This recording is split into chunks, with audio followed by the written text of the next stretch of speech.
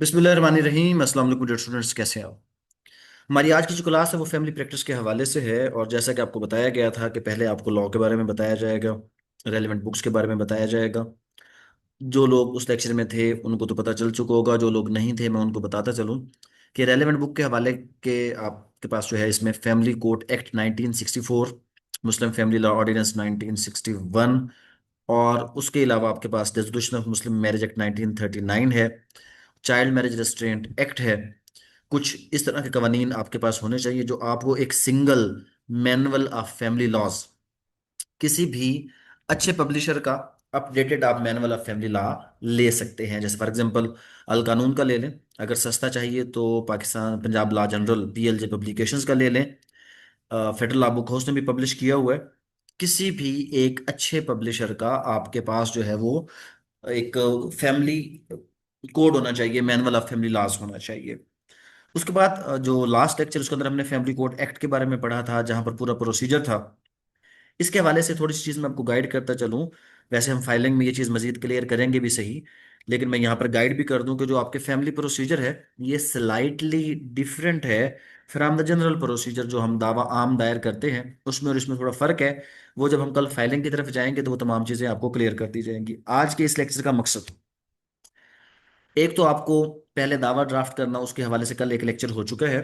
आज एप्लीकेशंस का लेक्चर है। मैंने आपको 6 डिफरेंट टाइप की जो एप्लीकेशंस जो फैमिली मैटर्स में दी जा सकती हैं उनके बारे में बताना है। कुछ रेलेवेंट फॉर्म्स के बारे में बताना है। और सबसे अहम चीज जो आप लोगों के लिए है, आज मैं आपको 6 फैमिली दावाजात उसका ड्राफ्ट भेजूंगा। 6 एप्लीकेशंस जो उन दावाजात के साथ लगाई जाती हैं उसका ड्राफ्ट आपको भेजूंगा, ताकि आप कभी भी फैमिली प्रैक्टिस करने लगें तो जो मेन फैमिली दावे हम करते हैं जिसके अंदर रेजोल्यूशन ऑफ मैरिज का दावा है, मेंटेनेंस का दावा है, कंजुगल राइट्स का दावा है, कंपोजिट सूट होता है, गार्डियन एंड वार्ड के हवाले से, कस्टडी वगैरह के हवाले से आपके दावे होते हैं। तो ये सारे दावे, इनके सैंपल मैंने आपको दे देने हैं। और लास्ट लेक्चर में मैंने आपको तरीकाकार बता दिया था कि किस तरह करके हम कौन कौन से ऐसे दावे के अंदर फैक्ट्स हैं जिनको चेंज करेंगे, और कौन से ऐसे हमारे फैक्ट्स हैं जो चेंज नहीं होंगे बल्कि वैसे के वैसे रहेंगे। ये सारी चीजें हमारे आज के इस लेक्चर का हिस्सा होंगी। तो अब वो दरखास्तें जो आपके साथ, और इनकी सब की सॉफ्ट फॉर्म अभी मैं आपके ग्रुप में आपके साथ शेयर कर देता हूँ। ड्यूरिंग क्लास ही शेयर हो जाएंगे, आप मुझे कंफर्म कर दीजिएगा। और मैं अभी आपको साथ साथ ये बता देता हूँ कि क्या क्या चीज़ इसमें चेंज करनी होती है। एक चीज गौर से सुनिए, लास्ट लेक्चर में हमने प्लेंट यानी कि दावे के बारे में पढ़ लिया था। आज सबसे पहले मैं आपको वो फॉर्म्स बताऊंगा जो फैमिली दावे के साथ हमने लगाने होते हैं। अच्छा जी, फैमिली दावा के अंदर एक तो लिस्ट ऑफ विटनेस जाती है और 7 विटनेसेस के बयानात जाते हैं। आम जो आपका दावा होता है उसमें विटनेस का बयान नहीं जाता, सिर्फ लिस्ट वो इशू फ्रेमिंग के वक्त ली जाती है। लेकिन फैमिली दावा में ना सिर्फ लिस्ट ऑफ विटनेस जाती है, बल्कि सेक्शन 7 फैमिली कोर्ट एक्ट में लिखा हुआ है कि जब भी कोई फैमिली दावा दायर किया जाएगा तो उसके अंदर जो आपके हैं क्या कहते हैं विटनेसेस हैं, उनका जो बयान है उसके एक ब्रीफ समरी वहां पर लगाई जाएगी। तो ये फर्क आपने जहन में रखना है कि जब भी कभी जिंदगी में आपने फैमिली दावा करना है तो फैमिली दावा के हवाले से जो आपके विटनेसेस हैं उनके बयानात, बयान हल्फी फैमिली दावा के साथ लगाए जाते हैं। और जो मुदई होता है, प्लेंटिफ होता है, उसका बयान भी उसमें शामिल होता है। ये चीज आपको क्लियर होनी चाहिए। अच्छा, दावे को खूबसूरत बनाने के लिए कुछ फॉर्म्स और ये जो इस तरह की चीजें, वैसे आपको अदालती फॉर्म मिल भी जाएंगे, लेकिन खूबसूरत ये है कि आप अपने कंप्यूटर के अंदर ये जो मैं आज पैटर्न आपको दे रहा हूँ ये पैटर्न अपने पास हमेशा के लिए सेव करके रख लें। और आप देखेंगे कि 2-2 3-3 मिनट में आपका ये जो फॉर्म है वो अपनी मर्जी के मुताबिक अमेंड होगा। इसको प्रिंट करके जब आप दावे के साथ लगाएंगे तो एक इसका जो इम्प्रेशन होगा वो जनरल दावे के इम्प्रेशन से बहुत बेहतर होगा।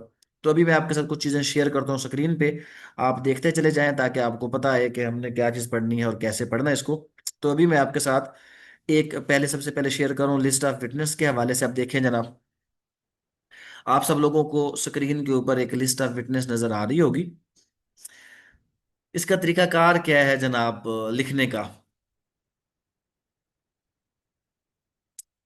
सबसे पहले इन द कोर्ट ऑफ, अच्छा एक चीज़ जहन में रखिएगा, कि जब हमने दावा लिखा था तो दावे के सर के ऊपर हमने क्या लिखा था जनाब, अगर आपको याद हो। दावे के सर के ऊपर हमने ये लिखा था, इन the court of senior civil जज with the power of family जज। वहां पे मसला ये था कि हमें जज का नाम नहीं पता था कि हमारा जो मुकदमा है वो किस अदालत में जाएगा, किस जज के पास जाएगा। और जो आज मैं आपको दरखास्त अगर कोई बता रहा हूँ या कोई भी चीज़ ऐसी जो बाद में दी जाती है, तो वहां पर क्योंकि अगर आपको पता हो कि किस अदालत में आपका मुकदमा जा चुका है, तो आप बाकायदा तौर पर जज का नाम भी लिखेंगे पंजाब के हवाले से। अगर ना भी लिखें तो in the court of family जज भी काफी होता है। इन री, ये इन री क्या होता है? जब भी आप कोई भी दावा दें तो उसके बाद जितनी दरखास्तें जिस दावे के हवाले से होती हैं, तो उसके लिए इन री, ये इन रिगार्ड ऑफ के हवाले से, किसके हवाले से? यहां पर आपका वो मुकदमा। अब अगर आपने पहले नंबर पे पूरा प्लेंटिफ का नाम और डिफेंडेंट का नाम लिखा था, तो अब मुकदमे का टाइटल क्या होगा? First name of the plaintiff and first name of the defendant. अगर आपके प्लेंटिफ चार थे, एक उसमें वाइफ थी और तीन उसके बच्चे थे, तो वाइफ का पहला नाम प्लेंटिफ हो जाएगा ईटीसी के साथ, और वर्सेस डिफेंडेंट अगर खामिद है तो उसका नाम आ जाएगा। तो अस्मा वर्सेस अलीशा, ये जो भी आपका नाम बनता है वो आपके दावे में यहाँ पर आ जाएगा। लेकिन ये रेस्टिट्यूशन ऑफ कंजुगल राइट है, हकूक ज़नाशोई के दावा अगर है तो वो मर्द से औरत की तरफ होता है। तो यहाँ पर इसमें दो ही लोग पार्टी बनते हैं, एक मर्द और एक उसकी औरत। तो ये अलीशा वर्सेस अस्मा, ये आपका मुकदमे का टाइटल हो जाएगा। सिर्फ ये चीज आपने लिखी। उसके बाद application for the restoration of suit in the original number read with all other enabling provision of law on that behalf. अब अगर तो ये एप्लीकेशन है रेस्टोरेशन की, ये कब दी जाती है जनाब? एप्लीकेशन ऑफ रेस्टोरेशन उस वक्त दी जाती है कि जब आपका दावा किसी वजह से खारिज कर दिया जाए और अब आप अपने उस दावे को रिवाइव करना चाहते हो, तो रेस्टोरेशन की एप्लीकेशन है। लेकिन हम इसमें क्या है, लिस्ट ऑफ विटनेस देना चाहते हो, तो हमें ये बेसिकली आपके दावे का नाम आ जाता है वहां पे कि सूट फॉर कंजुगल राइट। और अगर हम लिस्ट ऑफ विटनेस देना चाहते हैं तो इसको लिखने की जरूरत नहीं है, हम खाली लिखेंगे list of witness. Witness number 1 लिखेंगे, विटनेस नंबर 2 लिखेंगे, और तीसरा विटनेस कौन हो जाएगा? Plaintiff himself.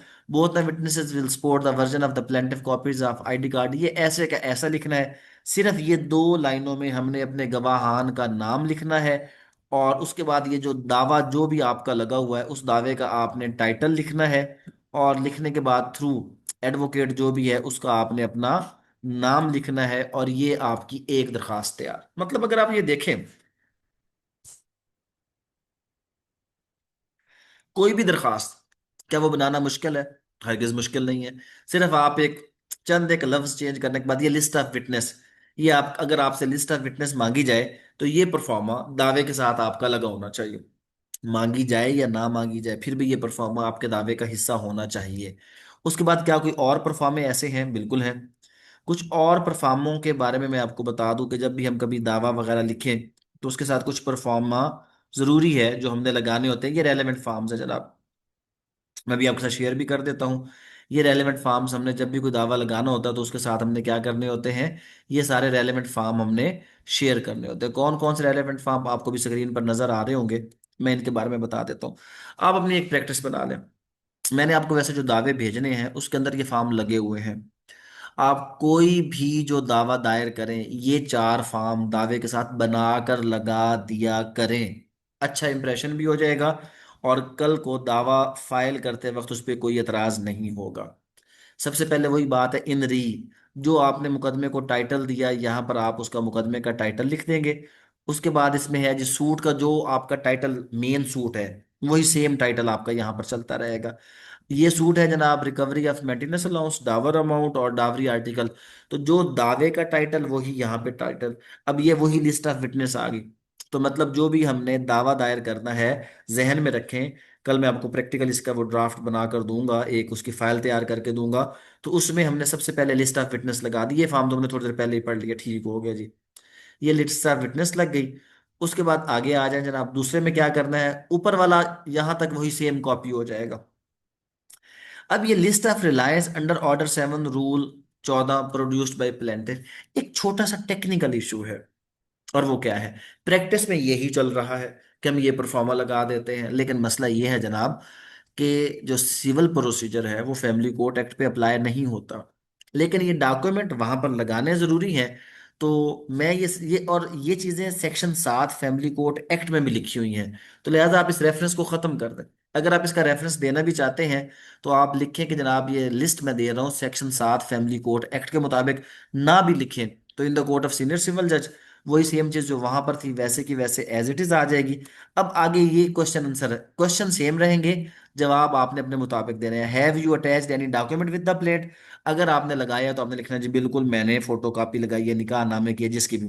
Would you intend to produce rely on any document, if so what are those documents? और अगर आपको डॉक्यूमेंट प्रोड्यूस करना चाहते हैं तो उसकी तफसील। Would you intend to produce an document possessed by you, if what are those? अगर कोई डॉक्यूमेंट्स जो आपके पास है उसका भी लिखना होता है और जो किसी और के पास है उसका भी आपने यहाँ पर जिक्र करना होता है। हर दावे में ये बताना होता है कि कौन से डॉक्यूमेंट्स आपने अटैच कर दिए हैं, कौन से वो डॉक्यूमेंट्स हैं जो आपके पास है और आप अटैच करना चाहते हैं, कौन से वो डॉक्यूमेंट है जो आपके पास नहीं है लेकिन आप अटैच करना चाहते हैं। ये वो डॉक्यूमेंट, इनको हम दस्तावेजात मुनहसरा कहते हैं। ये हर दावे के साथ हम लगा देते हैं। अब list of document produced by the plaintiff, अब ये जो चीज आ जाती है अभी फिर वही दावा है। मैं आपको बताऊं कि ये कर देंगे तो कोई गलत नहीं कहता इसको, लेकिन एक अच्छी प्रैक्टिस में इसका होना जरूरी नहीं है। तो आप इसको लिखने की बजाय लिस्ट ऑफ डॉक्यूमेंट प्रोड्यूस्ड, मुकदमे का नाम वही ऐसे के ऐसा आया, आपने कॉपी ऑफ आईडी कार्ड दी है, कॉपी ऑफ निकाह नामा दी है, लिस्ट ऑफ डावरी आर्टिकल दिया है, लिस्ट ऑफ विटनेसेस दी है। ये आपका एक फरफार्मा लग जाएगा ताकि कोर्ट को पता चले कौन कौन से डॉक्यूमेंट्स आपने साथ दे दिए हैं। फर्द पता, फर्द पता क्या होता है जनाब? ये होता है प्लेंटिफ का मुकम्मल एड्रेस जो आप दावे के वक्त बताते हैं अदालत को कि जी मेरे साथ कोई भी कॉरेस्पॉन्डेंस करनी हो तो ये मेरा पता है, इस फर्द पते के मुताबिक आप मुझसे ये सब कुछ कर सकते हैं। बाकी सारी चीजें वो, ये इसके अंदर प्लेंटिफ का जो कंप्लीट आपका एड्रेस होता है वो आप उसके अंदर दे देते हैं कहाँ पर वो रह रहे हैं, ताकि आपके ऊपर जो आपकी सर्विसिंग ऑफ समन है वो आसानी के साथ हो सके। तो कोई भी जो जनाब दावा होगा ये रेलेवेंट फॉर्म में भी अक्सर शेयर कर देते, तो ये सॉफ्ट कॉपी आप अपने पास रखें, इसी को एज इट इज आप वहां पर दे सकते हैं। इसके अलावा और कौन कौन सी ऐसी दरखास्तें हैं जो फैमिली मैटर्स में दी जा सकती हैं? तो कुछ और ऐसी दरखास्तों का मैं जिक्र कर देता हूँ। एक बड़ी कॉमन सी प्रैक्टिस होती है, आपने देखी होगी, उसमें क्या है? उसमें यह है जनाब कि अक्सर जो लोग हैं फैमिली दावों में झूठे कागजात जमा कर देता है। कोई बंदा झूठा निकाहनामा दे देता है, कोई झूठी रसीद दे देता है, कोई और ऐसी चीज है, और आपको बड़ा कंफर्म है कि इस बंदे ने जाली फर्जी डॉक्यूमेंट दिए है। तो आप उस अदालत में दरखास्त दे देते हैं, पिटिशन अंडर सेक्शन 476, कि जनाब इस शख्स ने जाली कागजात, झूठी कार्रवाइयां, कुछ भी ऐसा कि इसके खिलाफ कार्रवाई की जाए। तो ये प्लेंटिफ के खिलाफ क्यों कार्रवाई कर रहे हैं जी? फेक बर्थ सर्टिफिकेट उसने जमा कर दिया है, फोर्ज लेटर पैड उसने दिया है। तो अगर कोई आपकी मुखालिफ पार्टी किसी दावे में कोई जाली फर्जी कागजात दे दे तो उस पर खामोशी नहीं है, आपने उस पर बाकायदा दरखास्त देनी होती है। ये दरखास्त का पैटर्न मैं आपको भेज रहा हूँ, इसके मुताबिक आप, हाँ, जो भी दरखास्त होगी उसके साथ ये एफिडेविट लगा होगा, और एफिडेविट के साथ आपने क्या करना है, ये सारा कुछ लगाकर उसमें भेज देना है कि जनाब ये दरखास्त इसके मुताबिक होनी चाहिए, इसके खिलाफ कार्रवाई होनी चाहिए कि शख्स ने ये काम गलत किया।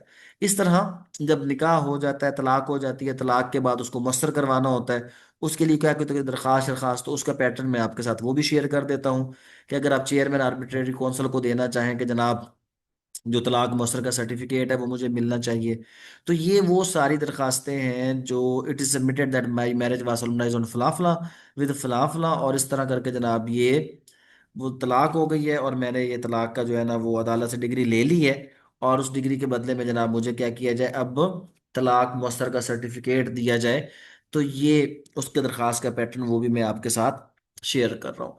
इसके अलावा अगर आपको कोई दरख्वास्त वहाँ पर हो सकती है, और मुख्तलिफ दरखास्तें होती हैं। जब आप गार्डियन एंड वार्ड का मुकदमा करते हैं तो गार्डियन एंड वार्ड के मुकदमे में आपसे एक दरखास्त क्लेम की जाती है कि जनाब आप क्या करें, श्योरिटी जमा करवा दें। तो उसका श्योरिटी का जो फॉर्म होगा वो कैसा होगा वो भी आपके साथ मैं शेयर कर देता हूँ। उसके बाद सेक्शन, ये इसका श्योरिटी का फॉर्म है जनाब। ये जब भी कोई गार्डियन किसी बच्चे को बाहर लेकर जाना चाहता है या कुछ भी ऐसा, तो कोर्ट कहता है जी आप श्योरिटी बॉन्ड जमा करें। ये उसके कंटेंट है कि आप किस तरह करके श्योरिटी बॉन्ड जमा करेंगे। यही प्रैक्टिस है, ये चीज़ें अगर आपको पता हो, आपके पास मौजूद हो, तो आपका काम सारा आसान हो जाता है। इसी तरह इसमें अगर आपने सेक्शन 12 की दरखास्त फैमिली दावे में देनी हो, वो मैं आपके साथ शेयर कर देता हूँ। आप सब लोग एक एक बार ये दरखास्तें पढ़ लेंगे और उसके बाद इन दरखास्तों में जो जो क्यूरी होगी वो मुझे बता देंगे। सेक्शन 12 की दरखास्त फैमिली के मुकदमों में दी जाती है। ये कब दी जाती है? ये सेक्शन 12 की दरखास्त फैमिली के मुकदमे में उस वक्त दी जाती है कि जब आपको इंटरम कस्टडी चाहिए। जैसे फैमिली का मुकदमा चल रहा है, गार्डियन का मुकदमा चल रहा है, ईद आ गई है, शबरात आ गई है, मुहर्रम है, किसी भी मौके पर आपको बच्चे की कस्टडी चाहिए, तो ये दरखास्त आप अदालत में देते हैं। तो ये दरखास्त आपके साथ मैं शेयर कर रहा हूँ। इंटरम मेंटेनेंस है, उसकी दरखास्त आपके साथ शेयर कर देता हूँ। ये वो सारी दरखास्तें हैं जो फैमिली मुकदमों में आपके पास होती हैं। तो फैमिली मुकदमों की प्रैक्टिस में जो चीज़ आपके पास ज़रूरी है, एक किताब का होना ज़रूरी है, वो मैंने आपको बता दिया है। दूसरा दावा जात, वो 6 दावे मैं आपके साथ अभी शेयर कर रहा हूँ। तीसरी चीज़ दरखास्तें, वो दरखास्तें मैं आपके साथ अभी ग्रुप में शेयर कर रहा हूँ। ये मटेरियल आपके पास आ जाए तो कल मैं आपको बताऊंगा फाइल तैयार करना। दावा दायर करते वक्त फाइल में कौन कौन से कागजात किस तरह लगेंगे। उसके बाद हमारा दावा दायर हो जाएगा। अगले जो क्लास होगी उसमें जवाब दावे की सारी स्टेजेस आ जाएंगी। और फिर हम एक दिन में पूरी इसकी मूड प्रोसीडिंग में दावा जवाब दावा के बाद इसमें आपको छोटा सा क्रॉस करना सिखा के और फिर फाइनल आर्ग्यूमेंट कैसे किया जाता है, फैमिली कोर्ट की प्रैक्टिस हमारी कंप्लीट हो जाएगी। यहाँ तक आप लोगों के जो सवालात हैं वो आप मुझसे करें, लेकिन साथ साथ मैं भी आपके साथ शेयर कर रहा हूँ ग्रुप के अंदर जो आपके रेलेवेंट डॉक्यूमेंट्स हैं। मुझे आपने अभी ओके करना है कि क्या आपको सारे डॉक्यूमेंट्स मिले हैं या नहीं मिले। तो आप ग्रुप चेक करें अपना, और मुझे ग्रुप के साथ साथ आप बताएं कि क्या